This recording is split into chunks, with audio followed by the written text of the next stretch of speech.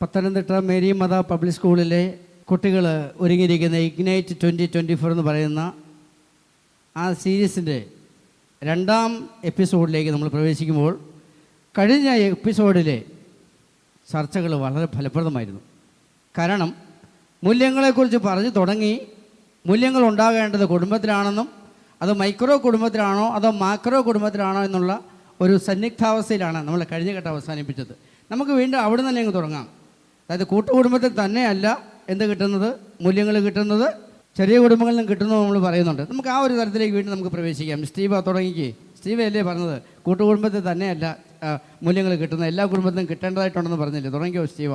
അച്ഛാ, സ്നേഹിക്കണം എന്നുള്ളത് നമ്മുടെ ഉള്ളിലെ ഒരു ബോധ്യമാണ്. അത് നമ്മൾ എവിടെ ആയിരുന്നു നമ്മുടെ ആ ഒരു സർക്കിളിനനുസരിച്ച് നമ്മൾ സ്നേഹിക്കാൻ പഠിക്കണം. അതായത് കൂട്ടുകുടുംബമൊന്നും ഇല്ല, ചെറിയ കുടുംബമൊന്നും ഇല്ല, നമ്മൾ സ്നേഹിക്കുന്നതാണ് അവിടെ പ്രധാനമായിട്ടുള്ള ഒരു കാര്യം.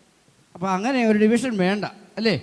കൂട്ടുകുടുംബം വേണ്ട, കൊച്ചുകുടുംബം കൊച്ചുകുടുംബം ആയിക്കോട്ടെ. അതിപ്പോൾ കുടുംബത്തിൽ മാത്രമല്ലല്ലോ, സ്കൂളുകളിലും കിട്ടാം, ഫ്രണ്ട്സിൻ്റെ ഇടയിലും എല്ലാവരുടെ ഇടയിലും ഒരു സ്നേഹമുണ്ട്. ഇവർ കുടുംബത്തെ തന്നെയല്ല ഫോക്കസ് ചെയ്യുന്നത്, ഇവർ ലോകത്തെ മുഴുവൻ അങ്ങോട്ട് ഫോക്കസ് ചെയ്യുന്നോണ്ടെന്ന് എനിക്ക് തോന്നുന്നു. ഇപ്പോഴത്തെ ഒരു സമയം അനുസരിച്ച് ഇപ്പം ഇത് അച്ഛൻ നേരത്തെ പറഞ്ഞ ഡിവിഷൻ അങ്ങനെ പറ്റത്തില്ല. കാരണം ഇപ്പം നോക്കിയാൽ ഇപ്പോഴത്തെ ഒരു പേരൻസിനെ നോക്കിയാൽ ഫാദറിനും മദറിനും ജോലിയുള്ള ഒരു സമയമാണ്. അപ്പം ഇങ്ങനെ കുട്ടികളുടെ കാര്യം നോക്കിയാലും ഒരു വീട്ടിൽ 1 or 2 അങ്ങനത്തെ ഒരു സ്റ്റേജാണ് ഇപ്പോൾ ഉള്ളത്. സോ അങ്ങനെ നോക്കിയാൽ വീട്ടിൽ നിന്ന് ഒരു സ്നേഹം അല്ലെങ്കിൽ മൂല്യങ്ങൾ പഠിക്കുക എന്നുള്ളത് ഒരു പറ്റുന്ന ഒരു കാര്യമായിട്ടല്ല എനിക്ക് തോന്നുന്നത്. അത് പരിപൂർണമായിട്ട് പ്രായോഗികമല്ല. ലോകം മൊത്തത്തിൽ മൂല്യങ്ങൾ ഉണ്ടായിരിക്കണമെന്നാണ് പറഞ്ഞു വരുന്നത്. ഉണ്ടായിരിക്കണം. അങ്ങനെ നമുക്ക് സ്കൂളുകളിൽ നിന്നാണെങ്കിലും അല്ലാണ്ട് ഇപ്പം വീടിനടുത്തുള്ള കുട്ടികളുടെ നമ്മുടെ ഫ്രണ്ട്സിൻ്റെ അടുത്തു നിന്നാണെങ്കിലും നമുക്ക് എവിടെ നിന്നാണെങ്കിലും അങ്ങനെയാണ് ഏറ്റവും കൂടുതൽ ഈ കാലത്ത് മൂല്യങ്ങൾ നമുക്ക് കിട്ടുന്നത്, സ്നേഹവും കിട്ടുന്നത്. എന്നാൽ പണ്ടത്തെ കാലത്ത് മാതാപിതാക്കളായിരുന്നു കുട്ടികൾക്ക് മോഡലാകുന്നത്. ഇപ്പോഴത്തെ ആധുനിക കാലത്തെന്ന് പറയുമ്പം കുട്ടികൾക്ക് മാതാപിതാക്കളിൽ നിന്ന് വലിയ മൂല്യങ്ങൾ ലഭിക്കുന്നില്ല. എന്ന് വെച്ചാൽ ഇപ്പോൾ സ്നേഹം, ഇമ്മാനുവൽ പറഞ്ഞ പോലെ തന്നെ അപ്പനും അമ്മയും ജോലിക്ക് പോകുന്നു, എന്നാൽ അതിൻ്റെ ഇടയ്ക്ക് കുട്ടികളുമായിട്ട് സ്പെൻഡ് ചെയ്യുന്ന ടൈമും വേണം. അവരോട് സ്നേഹത്തിൽ ഇടപെടാനും അവർക്ക് അവരുടെ എന്തെങ്കിലും ആവശ്യങ്ങളുണ്ടെങ്കിൽ അത് അവർക്ക് പറയാനുള്ള ഒരു അവസരം കുടുംബങ്ങളിലും ഉണ്ടാകണം. അതാണ് സ്റ്റീവ് പറഞ്ഞത്, അല്ലെങ്കിൽ നമ്മുടെ അലോണ പറഞ്ഞത് അതാണ്. അതായത് പങ്കുവയ്പ്പിൻ്റെ അളവിൽ കൂടുന്നതനുസരിച്ച് കുട്ടികൾക്ക് സ്വാതന്ത്ര്യവും വളർച്ചയും പക്വതയും ഉണ്ടാവുമെന്നാണ് പറഞ്ഞു വരുന്നത്. പക്ഷേ ഇങ്ങനൊരു സാഹചര്യത്തിൽ കുട്ടികളുടെ സ്വാർത്ഥതയാണ് വർദ്ധിക്കുന്നത്. കാരണം എനിക്ക് സ്വന്തമായിട്ട് എല്ലാം ഉണ്ട്, എന്നെ നോക്കി. മൈക്രോ കുടുംബത്തിലാണോ കുട്ടികൾ സ്വാർത്ഥരാകുന്നത്? അതെ, കൂട്ടുകുടുംബത്തിലെല്ലാം പങ്കുവെക്കാനാണ് അവരെ പഠിപ്പിക്കുന്നത്. കൂട്ടുകുടുംബത്തിൽ ഒരുപാട് സിബ്ലിങ്സ് ഒക്കെ കാണും. അപ്പോൾ അതുകൊണ്ട് മൂത്തവരുടെ ഉപയോഗിച്ച് ചിലപ്പം വസ്ത്രങ്ങളായിരിക്കും ഇളയ കുട്ടികൾ ഉപയോഗിക്കുന്നത്. അങ്ങനെ അവർ പങ്കുവെക്കാൻ കൊച്ചിലേ തൊട്ടേ പഠിച്ചാണ് വരുന്നത്. പക്ഷേ ഈ ഒരു തലമുറയിൽ ഭയങ്കര സ്വാർത്ഥതയാണ്. എനിക്ക് സ്വന്തമായിട്ട് എന്തെങ്കിലും ഉണ്ടെങ്കിൽ അല്ലെങ്കിൽ എനിക്കത് വേണമെന്നുണ്ടെങ്കിൽ ഞാനത് മേടിച്ചിരിക്കും. ആ ഒരു സ്വാർത്ഥത ഒരു വലിയ പ്രശ്നമല്ലേ? പിന്നെ കുട്ടികൾ മാതാപിതാക്കൾക്ക് പ്രാധാന്യം നൽകുന്നില്ല. അവരുടെ കൂട്ടുകാർ പറയുന്നത് കേൾക്കുക, അവർ കൂട്ടുകാർ പറയുന്നത് എല്ലാം ശരി, അവരുടെ മാതാപിതാക്കൾ പറയുന്നതൊന്നും ശരിയല്ല. നിങ്ങൾ പറയുന്ന ആശയത്തെ നഗ്നമായിട്ട് ലംഘിക്കുകയാണ് ഇവിടെ ജിസ്ന ചെയ്യുന്നത് കേട്ടോ. ഓക്കെ, അങ്ങനെയൊക്കെ നോക്കിയാൽ ഓക്കെ, ഫ്രണ്ട്സ് ഒക്കെ പറയുന്നതാണ് നമ്മൾ ഏറ്റവും കൂടുതൽ സ്വീകരിക്കുന്നത്. ഓക്കെ, പക്ഷെ വേറൊരു രീതി നോക്കിയാൽ പേരൻസ് പറയുന്നത് എന്തുകൊണ്ടും പേരൻസ് അവരുടെ നിലപാട് ഇപ്പോൾ നമ്മൾ ഒരു കാര്യം ചെയ്യാൻ പോകുമ്പോൾ അവരത് വേണ്ട എന്ന് പറയുന്നുണ്ടെങ്കിൽ അത് കാരണം എന്തെങ്കിലും ഉണ്ടെങ്കിലും പക്ഷെ അവർ കാരണം പറയത്തില്ല. പക്ഷേ ഫ്രണ്ട്സ് ആണെങ്കിൽ എടാ ഇങ്ങനെ വേണ്ട, കാരണം ഇങ്ങനെയൊക്കെയാണ്. ഒരു ഫ്രണ്ട്സ് നമ്മളോട് ഒരു കംഫോർട്ട് സോങ്ങിൽ നമ്മളോട് എങ്ങനെ പറയണം എന്നുള്ള അവർക്കറിയാം. നിങ്ങളുടെ തലമുറ ചിന്തിക്കുന്ന എല്ലാം ആണോ എന്ന് നിർബന്ധമുണ്ടോ? ഞാൻ ചോദിക്കുക. കാരണം ഈ കുട്ടികൾ നിങ്ങളുടെ കൂടുതലുള്ളവർക്ക് പ്രായം കുറവാണ്, പക്വത കുറവാണ്, സാമൂഹിക ബന്ധങ്ങൾ കുറവാണ്, കുടുംബ ബന്ധങ്ങൾ കുറവാണ്, പിന്നെ അനുഭവങ്ങൾ വളരെ കുറവാണ്. അത് വളരെ പ്രധാനപ്പെട്ട സംഗതി. ഒരിക്കലും ഇല്ല. അതായത് ഒരാളുടെ ഫ്രണ്ട്സുകൾ എന്ന് പറയുന്നത് ആളുടെ ക്ലാസ്സിലുള്ളത് മാത്രമല്ല. ഇപ്പോൾ എനിക്ക് തന്നെ എന്നേക്കാൾ മൂത്തവരായിട്ടുള്ളവരാണ് എനിക്ക് കൂടുതൽ ഫ്രണ്ട്സ് ആയിട്ടുള്ളത്. എന്നേക്കാൾ മെച്യൂരിറ്റിയും എന്നേക്കാൾ കൂടുതൽ അനുഭവം ഉള്ളവരായിട്ടാണ് എനിക്ക് കൂടുതൽ കൂട്ടായിട്ടുള്ളത്. പക്ഷേ മാതാപിതാക്കൾ അത്ര അനുഭവം ഒരു കൂട്ടുകാർക്ക് ഉണ്ടാവാൻ സാധ്യതയില്ല. കാരണം അവര് ഒരു പ്രത്യേക വേണ്ടാന്ന് പറയുന്നതിന്റെ ഒരു കാരണം അതിന്റെ പിന്നിൽ ഉണ്ടായിരിക്കും. ഈ കുടുംബത്തെ കണ്ടമാനം ഫോക്കസ് ചെയ്യുന്നുണ്ടല്ലോ, നല്ല കാര്യമാട്ടോ. അല്ല, ഇപ്പം കുടുംബത്തെ നമ്മൾ ഇപ്പം ഓക്കെ പറഞ്ഞ ശരിയാ, നമ്മുടെ പേരൻസിന് അത്രയും അനുഭവമൊന്നും ആർക്കും ഇല്ല. എന്നാലും അവർ പറയുന്നതിന് കാരണം ഓക്കെ ഞാൻ അഡ്മിറ്റ് ചെയ്യുന്നത്, അത് അവർ പറയുന്ന ഒരു കാരണമുണ്ട്. പക്ഷേ അത് എന്ത് കാരണമാണ്, അല്ലെങ്കിൽ അവരതൊരു പേരൻസിൻ്റെ രീതിയിൽ തന്നെ, അതായത് നീ അത് ചെയ്യണ്ട എന്ന് നമ്മളോട് ഇങ്ങനെ തന്നെ പറയുന്നു. പക്ഷെ നമ്മുടെ ഫ്രണ്ട്സ് ആണെങ്കിൽ എടാ നീ അത് ചെയ്യാതിരിക്കുന്നതാണ് നല്ലത്, അങ്ങനത്തെ ഒരു അതപ്പം ഞാനാണെങ്കിൽ ഏറ്റവും കൂടുതൽ സ്വീകരിക്കുന്ന അങ്ങനത്തെ ഒരു ടോക്കാണ് ഞാൻ ഏറ്റവും കൂടുതൽ സ്വീകരിക്കുന്നത്. അങ്ങനെ എല്ലാ ഫ്രണ്ട്സും പറയണമെന്നില്ല. അങ്ങനെയുള്ളവരെ നോക്കിയെടുക്കണം. അങ്ങനെയുള്ളവരാണ് അതാണ് അങ്ങനെയുള്ളവരെ ചൂസ് ചെയ്യണമെന്നാണ് പറയുന്നത്. എങ്ങനെ ചൂസ്? ഈ ലോകത്ത് നമ്മൾ എങ്ങനെ എല്ലാവരും വിശ്വസിക്കാൻ പറ്റും? ഇങ്ങനെ ഓരോ ഇതുപോലെ ഇപ്പം മറ്റേ ഫ്രണ്ട്സിൻ്റെ അഭിപ്രായം തേടി പോകുമ്പോഴാണ് പലപ്പോഴും നമ്മൾ ചീത്ത കൂട്ടുകെട്ടിലൊക്കെ പെട്ടുപോകാനുള്ള സാധ്യത വളരെ കൂടുതലാണ്. അതായത് അങ്ങനെ ഇതിൻ്റെ ഒരു വലിയ ആപത്ത് തന്നെ തന്നെ പോസിറ്റീവ് റിലേഷൻഷിപ്പും നെഗറ്റീവ് റിലേഷൻഷിപ്പും ഉണ്ട്. നമ്മളതിനെ വിവേചിച്ചറിയാൻ പറ്റിയെങ്കിൽ വലിയ അപകടമാണ്. നമുക്കും അവരുടെ അത്ര ഒരു പക്വതയല്ലേ ഉള്ളൂ. അതുകൊണ്ട് അതപ്പോൾ തിരിച്ചറിയണമെന്ന് നിർബന്ധമൊന്നും ഇല്ലല്ലോ. ഇന്നത്തെ കാലത്താണെങ്കിൽ എന്താ പറയുക, നല്ലത് ഏതാണ് മോശം ഏതാണെന്ന് തിരിച്ചറിയാനുള്ള ഒരു വിവേക ബുദ്ധി ഇന്ന് യുവതലമുറയ്ക്ക് കുറവാണ്. അതുകൊണ്ട് തന്നെ ഒരുപാട് ചതിക്കുഴികളിൽ ഏറ്റവും കൂടുതലും വീഴാൻ സാധ്യതയുണ്ട് ഇന്നത്തെ തലമുറ. മാത്രമല്ല അതിനെ അടച്ചാക്ഷേപിക്കേണ്ട കാര്യമുണ്ടോ? കാരണം പഴയതിനേക്കാൾ പക്വതയോടെ കുട്ടികൾ പല കാര്യങ്ങളും ചെയ്യുന്നതായിട്ട് എൻ്റെ ജീവിതാനുഭവത്തിൽ എനിക്ക് തോന്നിയിട്ടുണ്ട്. എന്ന് വിചാരിച്ചാൽ എല്ലാവരും അങ്ങനെയാണെന്നല്ല, ഒറ്റപ്പെട്ട ഈ സംഭവം. ഒരു കാലത്ത് ആർക്കും എന്തും എല്ലാവർക്കും വോയിസ് ഉള്ളൊരു സമയമാണിത്. ഈ ഒരു ഗ്ലോബലൈസ്ഡ് ആയിട്ടുള്ള സമയമായതുകൊണ്ട് തന്നെ എല്ലാവർക്കും വോയിസ് ഉണ്ട്. ഇവിടെ ഒരാളുടെ അഭിപ്രായങ്ങളെ പറയുവാനായിട്ടൊക്കെ ഉള്ള ഒരു ഇതാണ്. അപ്പം പഴയതിനെ വെച്ച് നോക്കുകയാണെങ്കിൽ ഈ കാലത്ത് ഏറ്റവും കൂടുതൽ മെച്യൂരിറ്റിയും അല്ലെ ഒരു കാര്യപക്വതകൾ ഉള്ള ഒരു സമയം തന്നെയാണ് ഈ ലോകത്തിൽ നടക്കുന്ന മാറ്റങ്ങളെ വേഗത്തിൽ തിരിച്ചറിഞ്ഞുകൊണ്ടിരിക്കുന്നവരാണ് ഇവർ. കാരണം ഈ ആഗോളവൽക്കരണവും കമ്പോളവൽക്കരണവും അവർ വളരെ സിസ്റ്റമാറ്റിക്കായിട്ട് പഠിച്ചതുകൊണ്ട് അവർക്ക് എല്ലാത്തിനും ഒരു ബിസിനസ് ലെവലിലൂടെ കാണാനായിട്ടുള്ള ഒരു വാസന കൂടുതലുണ്ട്. നിങ്ങൾക്ക് ഒരുപക്ഷെ അങ്ങനെ ഉണ്ടാകണമെന്ന് നിർബന്ധമില്ല. ഇപ്പോഴത്തെ കാലത്ത് പണത്തിൻ്റെ മൂല്യവും കുട്ടികൾക്ക് അറിയത്തില്ല. എന്ന് വെച്ചാൽ പഴയ കാലങ്ങളിലാണെങ്കിൽ 10 രൂപയുടെ സാധനം മേടിക്കാൻ പോലും മാതാപിതാക്കൾ പറയും ഇപ്പോൾ വേണ്ട, പിന്നത്തേക്ക് മാറ്റിവെക്കാം. എന്നാൽ ഇപ്പോഴത്തെ കാലത്ത് 10 രൂപ പോലെ തന്നെ 1000-2000 രൂപയുടെ സാധനങ്ങൾ അവർ ചോദിക്കുമ്പോൾ തന്നെ മേടിച്ചു കൊടുക്കുന്ന കുടുംബങ്ങളുണ്ട്. പക്ഷേ അത് അന്നത്തെ ആ ഒരു സിറ്റുവേഷൻ കൊണ്ടല്ലേ, അന്നപ്പോൾ എക്കണോമി അത്രേ ഡെവലപ്ഡ് ആയിട്ടുണ്ടായിരുന്നു. പക്ഷേ ഇക്കാലത്തും 1000-2000 രൂപയുടെ സാധനം പറയുന്ന ഉടനെ മേടിച്ചു കൊടുക്കേണ്ട ആവശ്യമില്ല. അപ്പൊ അത്ര ഫാമിലി അത്ര ഡെവലപ്ഡ് ആയിരിക്കും. ഈ പറഞ്ഞ കാര്യം വളരെ സത്യമായി. ഇക്കോണമി കണ്ടമാനം വളർന്നു.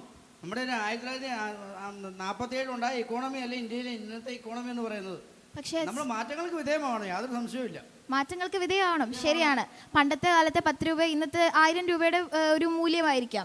പക്ഷേ എന്ത് പറഞ്ഞാലും അന്നത്തെ കാലത്ത് മാതാപിതാക്കൾ വാങ്ങിച്ചു കൊടുക്കാതെ അത് ആ ഒരു പൈസ മാറ്റി വെക്കുകയോ അങ്ങനെ എന്തെങ്കിലും ഒരു മൂല്യം അന്നത്തെ കാലത്ത് മാതാപിതാക്കൾ പറഞ്ഞു കൊടുക്കും. ഇന്ന് തന്നെ എല്ലാ കുടുംബത്തിലും എല്ലാവരും എല്ലാ സാധനവും മേടിച്ചു കൊടുക്കണമെന്നില്ലല്ലോ.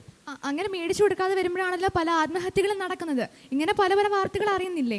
അപ്പൊ അങ്ങനെ ആത്മഹത്യയിലേക്ക് നയിക്കാൻ അങ്ങനെ എല്ലാം അങ്ങനെ മേടിച്ചു കൊടുത്തില്ലെന്ന് പറഞ്ഞ ആത്മഹത്യയിലേക്ക് അങ്ങനെ ഒന്നുമില്ല. പക്ഷേ ഇപ്പൊ ആത്മഹത്യയുടെ നിരക്ക് കൂടിക്കൊണ്ടിരിക്കുക. പ്രത്യേകിച്ച് കേരളം പോലെ ഒരു കൺസ്യൂമറിസ്റ്റിക് സൊസൈറ്റിയിൽ ആത്മഹത്യയുടെ എണ്ണം കൂടിക്കൊണ്ടിരിക്കുക. എന്തോ തകരാറ് ഇവിടെ ഉണ്ട്. കുടുംബത്തിലാണോ സമൂഹത്തിലാണോ എന്ന് നമ്മൾ ചർച്ചയിലൂടെ കണ്ടെത്തേണ്ടതായിട്ടുണ്ട്. അതൊരാളുടെ മനസ്സനുസരിച്ചിരിക്കും. ചിലവർക്ക് അത് പെട്ടെന്ന് ഉൾക്കൊള്ളാൻ ഒരു കുറവുണ്ട്. ചിലവരത് ഉൾക്കൊണ്ട് അതിന് എതിരെ ഒരു ഇത് വരും. പിന്നെ എല്ലാവരുടെയും ഒരു തെറ്റിദ്ധാരണയാണ് ഈ ഒരു കാലത്ത് എല്ലാവരും ഇപ്പം ആവശ്യം ഇപ്പം ആൻമേരി ജി എന്നെ പറഞ്ഞ പോലെ ഒരാൾ എന്തെങ്കിലും പറഞ്ഞാൽ അത് അപ്പം തന്നെ സാധിച്ചു കൊടുക്കുന്നു എന്നുള്ളത് ഒരു തെറ്റിദ്ധാരണ മാത്രമാണ്. എല്ലാവരും പേരൻസ് എല്ലാവരും എല്ലാ കാലഘട്ടത്തിലും സാധനം വാങ്ങിക്കുന്നോ കൊടുക്കുന്നോ ഉള്ളതല്ല, ഇതിനകത്ത് മൂല്യങ്ങൾ നഷ്ടപ്പെട്ടു പോകുന്നു എന്നുള്ളതാണ് പ്രധാനപ്പെട്ട സംഗതി. കാരണം ആഡംബരം ധൂർത്ത് ആർഭാട ജീവിതം നമ്മുടെ സമൂഹത്തിൽ ക്രമാതീതമായിട്ട് അമ്പരപ്പിക്കുന്ന രീതിയിൽ വർദ്ധിച്ചുകൊണ്ടിരിക്കുകയാണ്. അതിലേക്കാണ് ഞാൻ വന്നത്. അതായത് ഇപ്പോൾ അവർ പറഞ്ഞ പോലെ ഒരു സാധനം ഇങ്ങനെ എല്ലാ കാലഘട്ടത്തിലും പേരൻസ് എല്ലാം ഒരുപോലെയൊക്കെ തന്നെയാണ്.